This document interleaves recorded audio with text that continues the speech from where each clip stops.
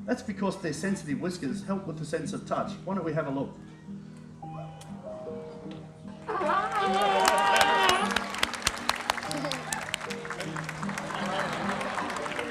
Bye. Thanks, Diego. Thanks, Ree. To introduce you to Murphy. How about a big welcome to Murphy, everyone? Hey, Murph. And that what Ree's asking for is not unreasonable. Welcome back to Toy School. Today I will go to the zoo, Taronga Zoo. As I mentioned, if you were in the first 3 rows, it's what we call the splash zone, so just be aware of that. In the splash zone, there may be a chance we will get wet. Women were known as great providers for their families. Hundreds of years ago, out here in Sydney Harbour, they'd be collecting seafood in canoes to provide for their families, which would connect them with some wonderful native marine life. And today we're going to introduce you to some of that marine life. So are you ready? Yeah. Alright, well let's meet the first of our seals, and we're going to do something really special. We're going to start off by demonstrating just how we train new behaviours, in fact natural behaviours, on cue to our seals. Isn't he gorgeous? How about a big welcome for Abel, everyone? Yeah. If you swim at some of our lovely Sydney beaches, or you travel in Sydney Harbour, it's not unusual to see this species, a New Zealand fur seal, or more recently, long-nosed fur seal. Now, Abel was rescued from the wild, taken to our wildlife hospital, but then put under the care of our department supervisor, Ree. And Ree is out the front demonstrating what is known as thermoregulation, or what we call sailing. Now, you and I at some time today may perspire, and that's how we as humans cool down.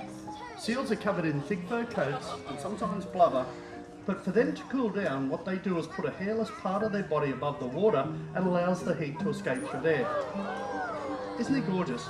Already you can see the strong relationship that has been built between Abel and Ree, in fact all of our trainers and seals, which is important as you'll see in this afternoon's presentation. Now he is a fur seal. Fur seals have 2 layers of fur, an outer layer which protects a soft layer underneath, a second layer of fur which keeps him nice and warm. But in the summer months you may see seals doing this.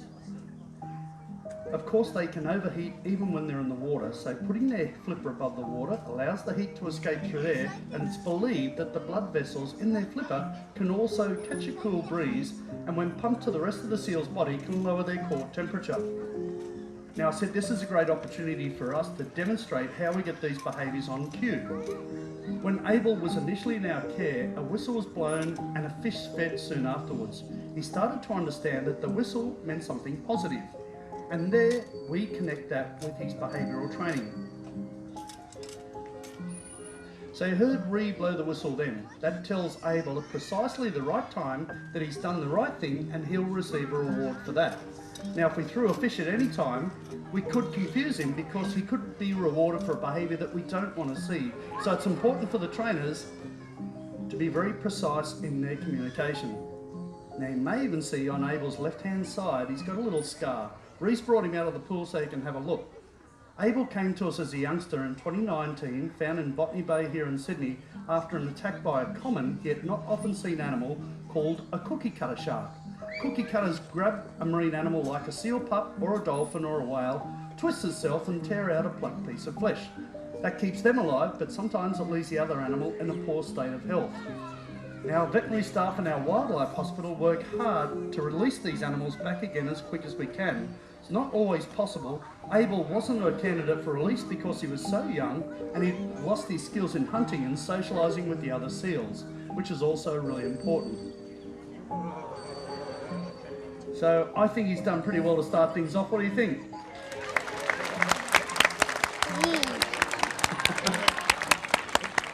Thanks, Abel. As the name suggests, of course, they're found in New Zealand, but they're also an Australian native species too, which is a little confusing. But in Australia, they breed down the south coast of New South Wales, all the way down to Tasmania, and across the southern part of our country, over to southwest Aussie too.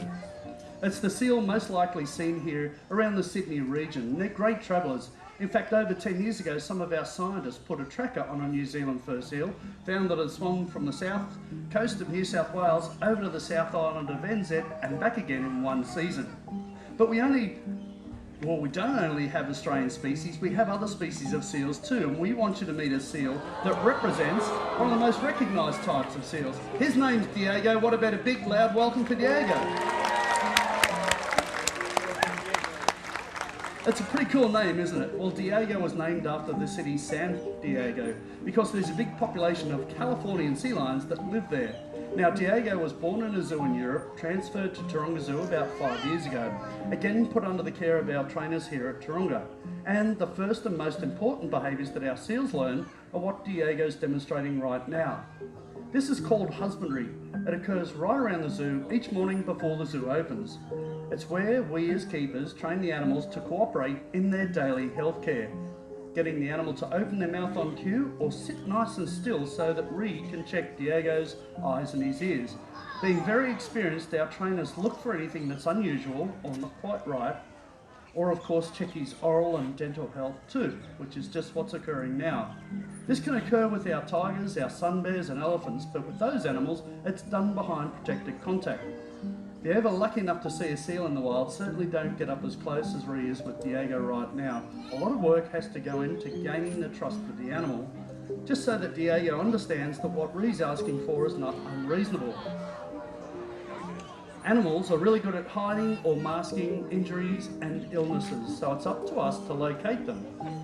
Ree's giving Diego a reassuring scratch, but at the same time pressing Diego on certain parts of his body. If he was to flinch, that could indicate to us that there's something that we may need to look into. And if we find something unusual, we may need to prepare the animal for a procedure, like an ultrasound.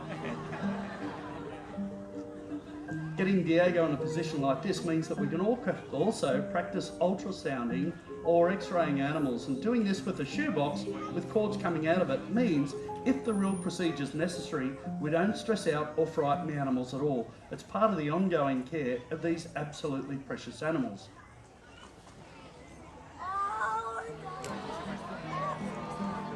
And of course, as a Californian sea lion, he's about 8 years of age. Everyone, that's Diego.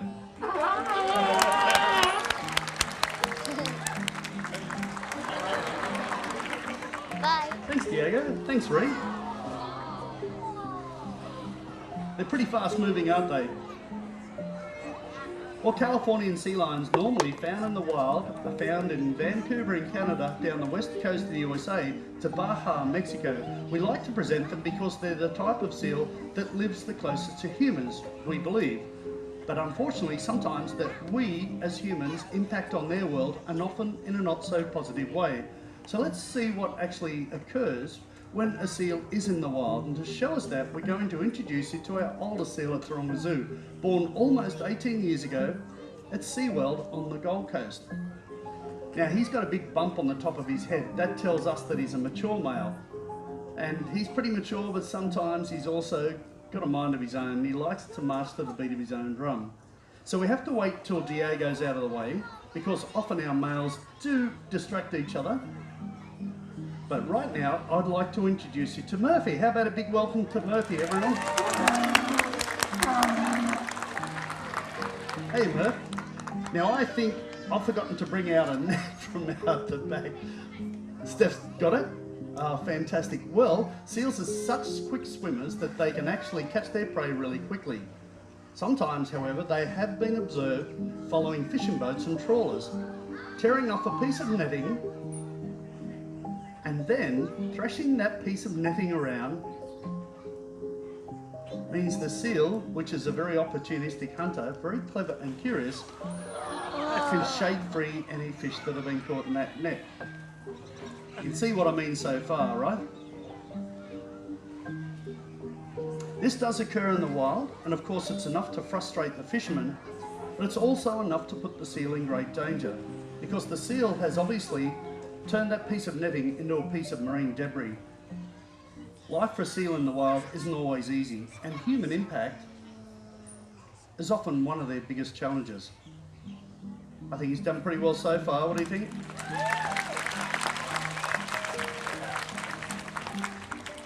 You may have noticed just how good Murphy and our other seals are at catching fish that are thrown to them. That's because their sensitive whiskers help with the sense of touch. Why don't we have a look?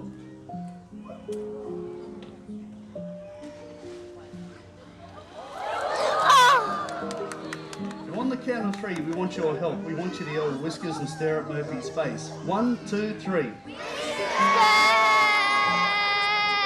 Pretty cool, wasn't it? He folded his whiskers forward, but on the end of every whisker is a fine nerve ending. And in dark and murky water, or even in normal times, by folding their whiskers forward, they're so sensitive, seals can pick up the movement made by fish swimming close to them. Now Murphy's going to join Mel down the front of the pool, and together they're going to see if there's any fish in the pool.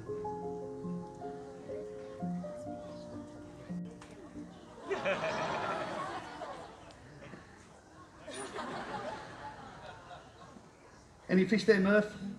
No. And sadly, that's the case for a lot of Murphy's wild cousins. You see, over the last couple of decades, overseas and right here in Australia, we've been overfishing our oceans, making it hard for a lot of wild marine creatures, just like seals, to find their food. But there's something that we can do to protect their food source. And when next looking for seafood, look for this symbol. That blue and white tick that Murphy just pointed to comes from the MSC, Marine Stewardship Council. Choosing MSC means that you protect fish stocks, jobs and the environment, keeping seals like Murphy a lot happier for a lot longer. That's a pretty happy face. And everyone, that's Murphy and Mel.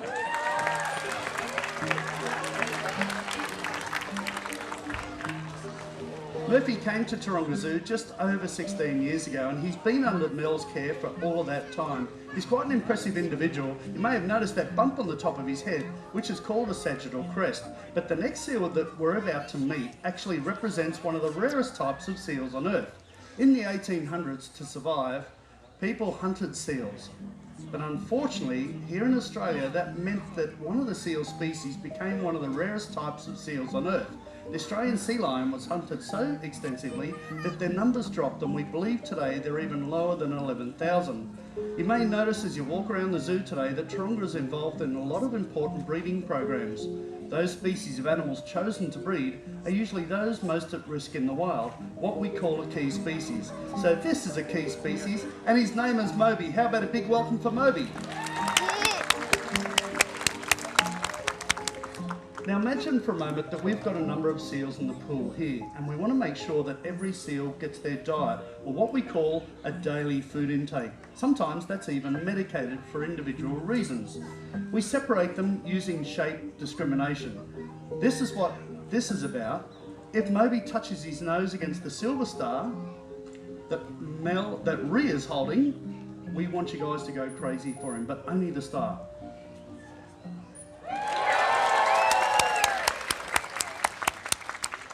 So Moby's just polishing off what we call shape discrimination.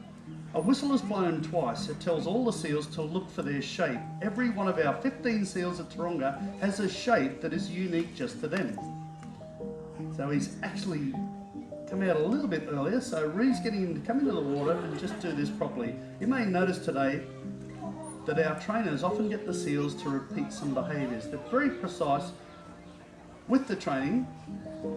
Now you'll notice that Steph's holding the star, so that Moby has to understand that it's the star and not the trainer he's looking for.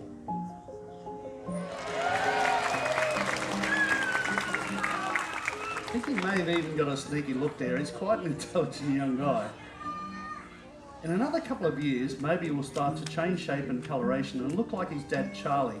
Charlie lives down in our Seal Cove area, long mane on the top of his head. Go down and check out Charlie later on.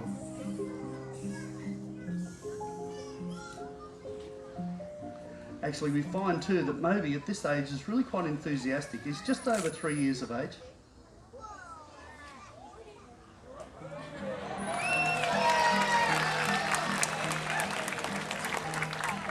Pretty soon we're going to introduce you to a female Australian sea lion, but juvenile and female Australian sea lions have this lovely coloration, which is a form of camouflage that I'll explain in a moment. But everyone, you can give him a big wave goodbye.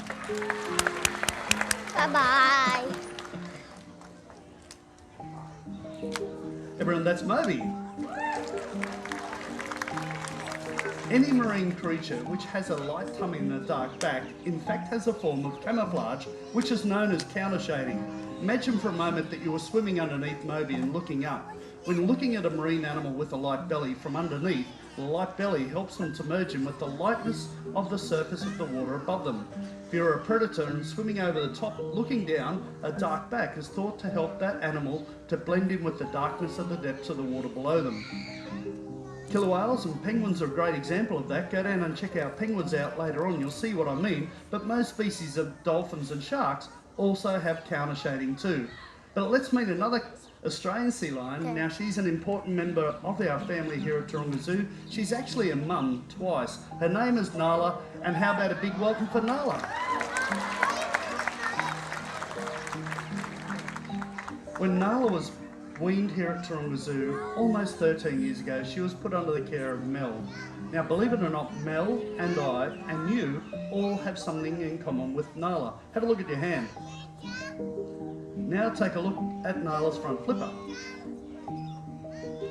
Underneath that skin is exactly the same bone structure that we have in our hands, allowing seals like Nala to get around on land much quicker and easier than you might expect. Why don't we take a look as Mel sends Nala for a walk. Watch as she uses all 4 flippers to climb to the top of the cliff. Pretty quickly too. But of course she's even more wonderful in the water. This is one of my favourite parts. Nala's particularly good at this.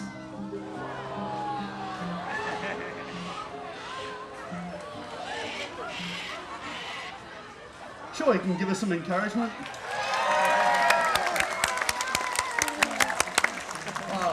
What a lovely audience. But what Nala was doing was an extension of a natural behaviour known as porpoising, an energy-efficient method for air-breathing marine creatures like seals, dolphins and penguins to travel, and they don't have to stop to take a breath.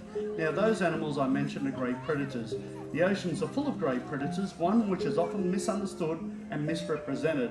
This is what Abel was practicing earlier, and Nala does this really quite well, and of course this is thermoregulation. Isn't she absolutely pretty?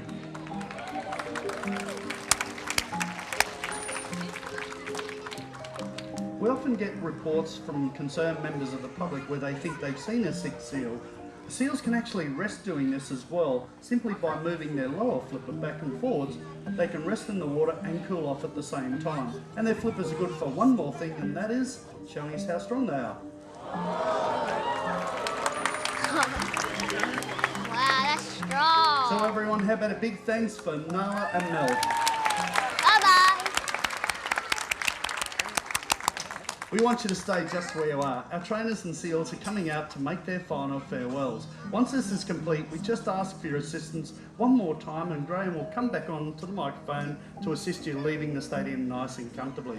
On behalf of all of us here at Taronga Zoo, we're so thrilled to have you with us, but we hope you have an absolutely fantastic day right here at Taronga Zoo, everyone. Thank you and bye-bye for now.